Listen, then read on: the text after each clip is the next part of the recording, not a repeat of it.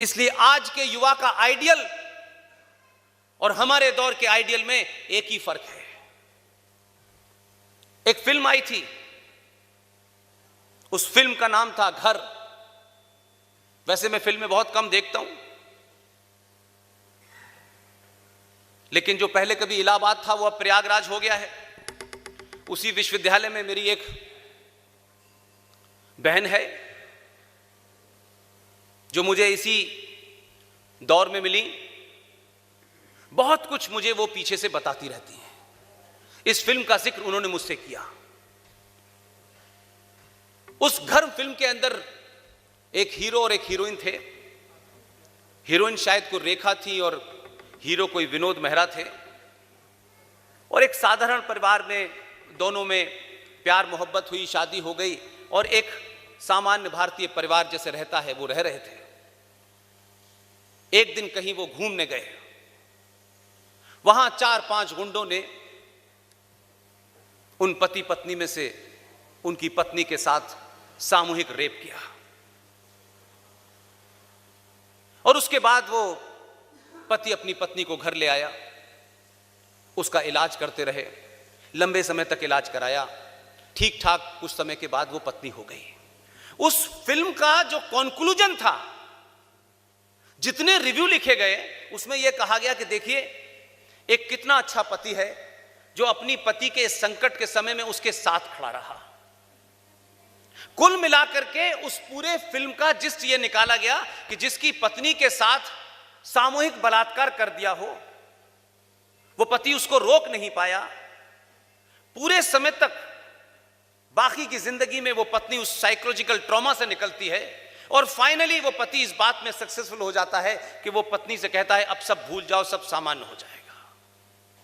पत्नी, क्योंकि वो पत्नी थी, उसने भी उसको यह एहसास दिला दिया कि मैं सब भूल गई। वो भूली नहीं थी। तो 70 के दशक की ये मूवी है और आज एक फिल्म आई बाहुबली। इसलिए कि मेरा आज का युवा फिल्मों से बहुत प्रेरणा लेता है। मेरी माएं बहनें मेरी बेटियों के समान जितनी बच्चियां हैं वो फिल्मों से बहुत अपने आप को ड्राइव करते हैं। आज आपके पास फिल्मों से अगर कुछ ड्राइव करना है तो 1-2 लाइन की मैं आपको कहानी सुनाता हूं। बाहुबली में उस फिल्म का जो हीरो है उसकी पत्नी है देवसेना। राजनीतिक षड्यंत्रों के तहत कैसे वहां सत्ता बदली, यह मेरा मुद्दा नहीं है, लेकिन उस सभा में जब महिलाएं लाइन लगा करके ऊपर जा रही थीं तो बाहुबली की पत्नी भी लाइन लगा के जा रही थी और सत्ता का कोई चाटुकार उन महिलाओं की मान मर्यादा से खेल रहा था। देवसेना जब आई तो देवसेना के भी उसने ऐसे ही हाथ लगाया। देवसेना 70 के दशक की हीरोइन नहीं थी, उसने निकाला और उसकी उंगलियां काट दी। ताली बजाने का यह समय नहीं है। मेरी बहन, मेरी माएं और वो बेटियां, उनसे मैं इस शब्द पे मुखातिब नहीं हूं। मैं हर उस पुरुष से हूं जिसे अपने पुरुषार्थ पे बहुत यकीन है, जिसको पुरुष होने का बड़ा दंभ है। पैदा होने से कोई पुरुष नहीं हो जाता। मैं उन भाइयों से पूछना चाहता हूं, उन पिताओं से पूछना चाहता हूं, आपकी बेटी घर से निकल करके पढ़ने जाती है, घर से निकल के सहेलियों से मिलने जाती है, लेकिन किसी न किसी चौराहे पर कोई न कोई गुंडा, जिहादी उससे अश्लील बात कहता है, उसको छेड़ता है, उसका हाथ पकड़ लेता है। वही लड़की जब अपने घर लौट के आती है तो जब अपने पिता से बात करती है तो पिता गौर से सुनता है, लेकिन पिता सुनने के बाद समाधान नहीं निकालता। उससे कहता है कि कल से तुम उधर से नहीं इधर से जाना। यह सिलसिला उसके साथ जारी रहता है। वो भाई जो सुबह से लेकर शाम तक मोटरसाइकिल पे घूमता है, जब वो भाई से कहती है तो भाई को लगता है कि इसके लिए तो मुझे लड़ना पड़ेगा। तो भाई कहता है कि तुम घर बैठ के क्यों नहीं पढ़ लेती, तुम्हारे चक्कर में अब मैं लड़ता फिरूंगा। वो अपने पिता की, अपने भाई की लाचारी को देखती है। वो देखती है कि मेरा पिता जो एक नौकरी करता है जिससे घर चलता है, अगर मेरे सम्मान को बचाने के लिए वो घर से निकलेगा तो ये पूरा घर कैसे चलेगा। मेरा भाई जिसे मेरी रक्षा करनी चाहिए थी वो मुझसे रक्षा ना करके मुझसे कह रहा है कि तुम उधर से रास्ता बदल लो, तुम पढ़ने क्यों जा रही हो, तुम घर से चली जाओ। वो लाचार लड़की अपने पिता, अपने भाई की लाचारी को देख करके अपने मन में तय कर लेती है। और यकायक एक दिन जो फिल्मों में उसे पुरुषार्थी लगते हैं, वो पंचर वाला जब दिखता है तो उसके साथ चली जाती है। मैं उन तमाम पुरुषों खुला कहता हूं ये बात कि देवसेना ने जब भरी सभा में यह कहा कि ये हुआ, तो उसके पति ने उस सेनापति से नहीं पूछा, उसकी बात पे यकीन नहीं किया। जो भी वर्जन उस सेनापति ने बताया, ऐसा हुआ इसलिए मैंने ऐसा किया। उस पति ने अपनी पत्नी से भरी सभा में पूछा, देवसेना तुम बताओ कि क्या हुआ था। तो देवसेना ने पूरी घटना बताई, बोली इसलिए मैंने इसकी उंगली काट दी। उसके पति ने भरी सभा में कहा कि इसकी उंगली नहीं, इसकी गर्दन काट देनी चाहिए, और यह कहते कहते गर्दन काट दी। आज के युवा, आज के सनातनी हिंदू मर्द को अगर बनना है तो बाहुबली बनिए, बाकी शाहरुख खान आते हैं चले जाते हैं।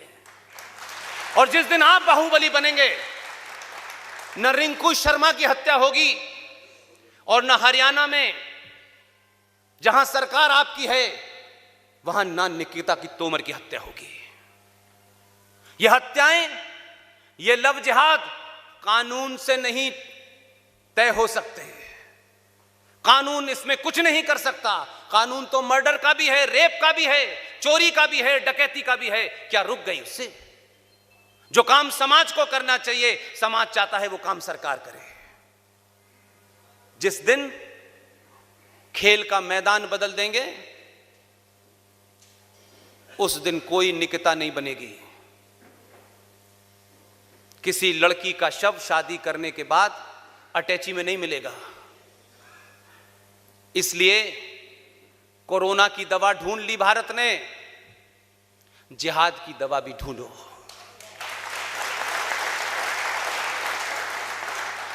दवा खाने से आपका शरीर ठीक होगा, लेकिन राष्ट्र की बीमारियों के लिए अपने पुरुषार्थ को जगाइए। उस दिन ये राष्ट्र अपनी खोई हुई ग्लोरी को प्राप्त करेगा। कोई और नहीं आएगा बाहर से। आपकी हर समस्या का निदान सरकार के हाथ में नहीं है कि सरकार कानून बना दे। आप में से जितने लोग हैं, आपको हिंदू राष्ट्र चाहिए, आप दोनों उठा के हाथ कहते हैं हिंदू राष्ट्र चाहिए। जरा अपने दिल पे हाथ रख के बताना कि क्या हिंदू हो?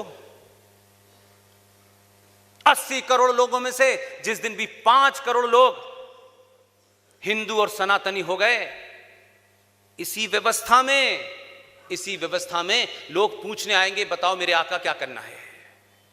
ताकत का प्रदर्शन कीजिए, अपने अंदर की कमियों और लालच को बाहर निकालिए। आपके अंदर जो कुंठा भर गई है उसको समाप्त कर दीजिए। एक बार सनातनी हिंदू तो बनिए। आपने सत्ता बदली है, देश बदल जाएगा।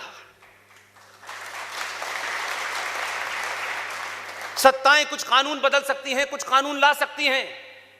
सवाल पूछूं मैं आपसे, 370 की रट काफी समय से थी, लंबे समय से चल रही थी, 370 हट गया।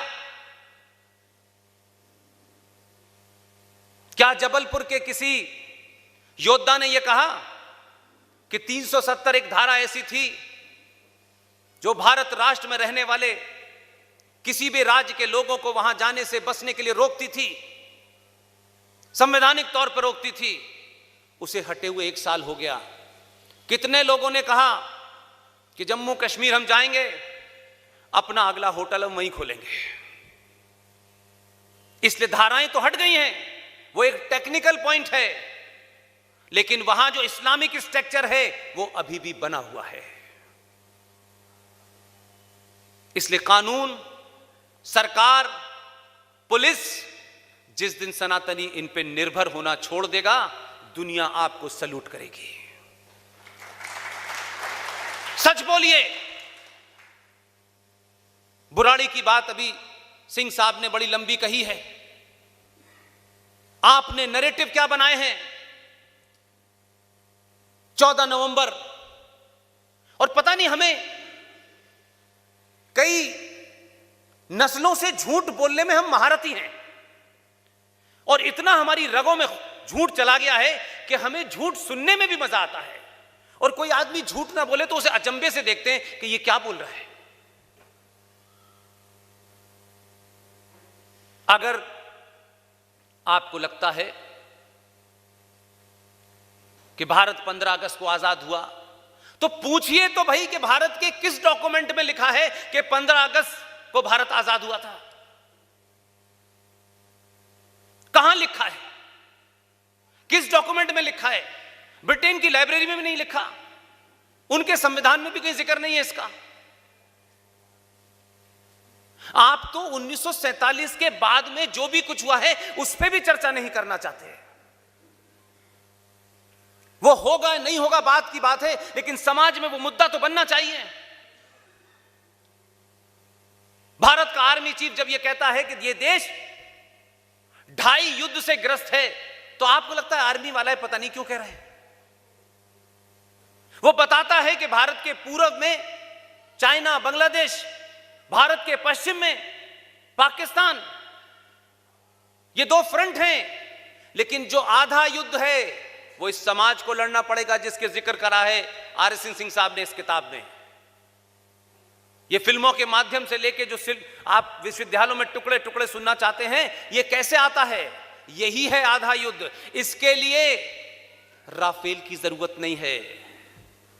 राफेल की जरूरत पाकिस्तान, चाइना के लिए है। इसके लिए इस समाज के हर हिंदू सनातनी को राफेल बनना पड़ेगा। आपकी लड़ाई कोई दूसरा नहीं लड़ेगा, मुझे भी लड़नी है और आपको भी लड़नी है।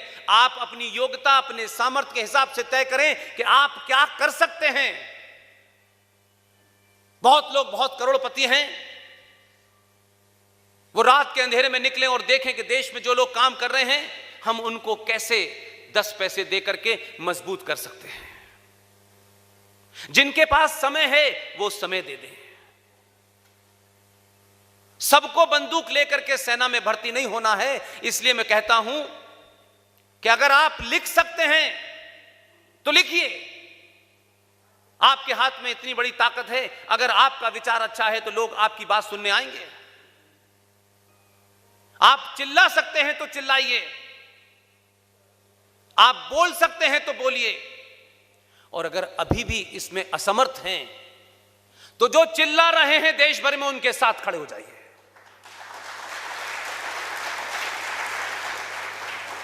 कोई नई जनरेशन नहीं आएगी, आप ही को भारत को बचाना है।